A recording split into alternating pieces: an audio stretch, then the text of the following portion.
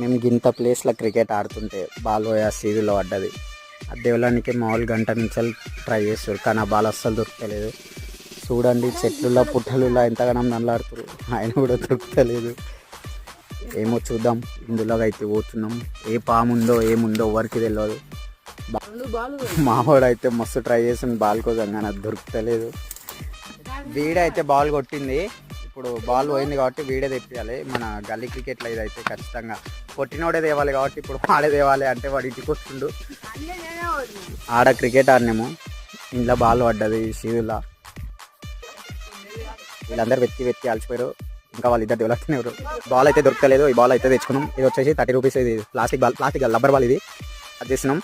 వీడు నేను ఇద్దరు ఒక దిక్కు, వాళ్ళ ఇంట్లో 4, వీడు మొత్తం 5 మంది ఒక దిక్కు, మేము ఇద్దరు ఒక దిక్కు. అయినా కూడా మేమే గెలుస్తున్నాం. అట్లుంటుంది మళ్ళీ.